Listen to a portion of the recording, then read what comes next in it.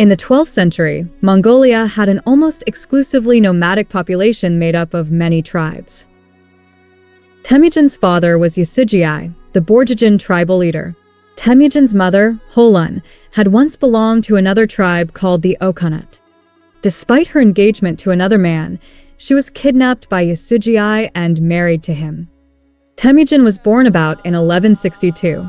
His name was actually chosen by his father Yasugi after capturing a man named Temüjin from a rival tribal group. When Temüjin was around 9 years old, he was taken by his father to the Kongarad tribe where a marriage had been arranged for him to a girl named Borte. The plan was that he would be put to work for his intended wife's tribe until he reached the accepted age for marriage. This was standard practice among the nomadic tribes of Mongolia at the time. Marriages between tribes were one of the few ways that they were able to maintain a balance of power, and so, children were often given in marriage to other tribes. Having been delivered to the Kongarad to embark upon his new life, Temüjin said goodbye to his father. Little did he know that he would never see him again. On the homeward journey from the Kongarad tribe, Yasugi encountered a group of Tatars. He had long been in conflict with Tatars. However, those Tatars warmly asked him to join with them and sit down to eat together. This was an important and symbolic gesture of reconciliation, and so Yasugi sat down with them in good faith. However, it was a cruel trap. Yasugi was given poison in his food, an act of vengeance for his previous aggression toward the Tatars, and he died soon after.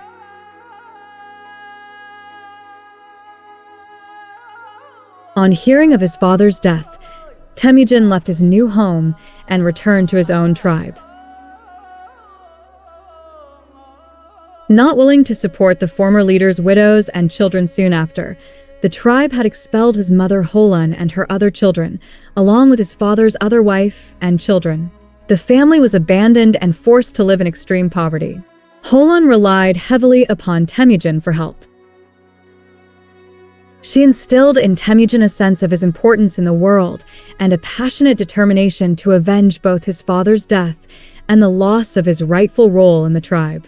Temüjin asserted himself as leader of the family, and they hunted, fished, foraged, and kept sheep in order to survive. Despite their difficult circumstances, Temüjin held fast to his authority over the group. Before long, he felt that his unofficial leadership was being threatened by his half-brother Bektar.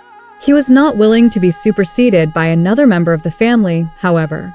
Tension mounted until Temüjin murdered Bektar on a hunting trip after a dispute about how the spoils of the hunt should be divided.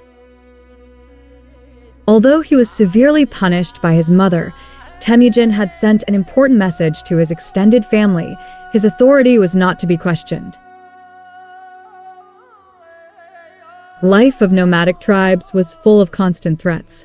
When he was around 13 years old, Temüjin was captured by the Takiat who had abandoned his family.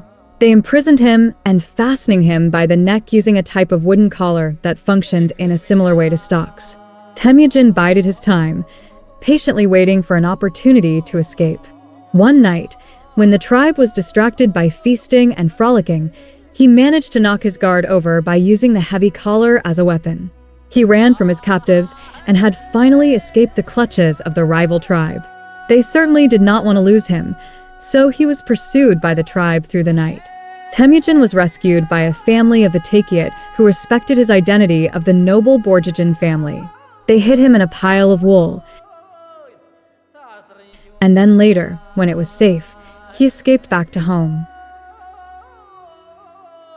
In 1178, Temüjin married Borte, the woman his father had always intended him to marry, and this secured his alliance with the Kongarad tribe.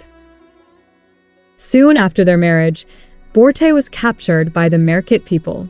They kidnapped her and married her off to one of their own tribesmen as a symbolic act of revenge because Temüjin's father, Yasugi, had kidnapped Holun from the Merkit people and married her. Such acts of revenge commonly occurred even a generation after the initial insult, as the Mongol people did not easily forgive such transgressions.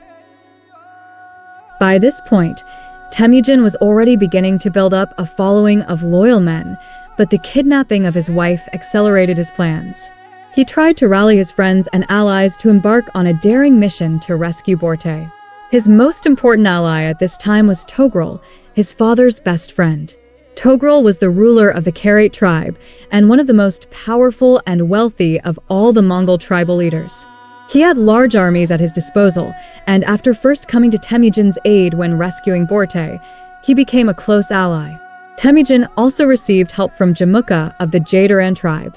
Jamukha had been a boyhood friend of Temüjin. Calling on allies of his father and friends of his youth, they fought the Merkit tribe, and against the odds, they triumphed. This was the foundation of an army of allies that would come to be one of the most notorious and successful military forces ever established.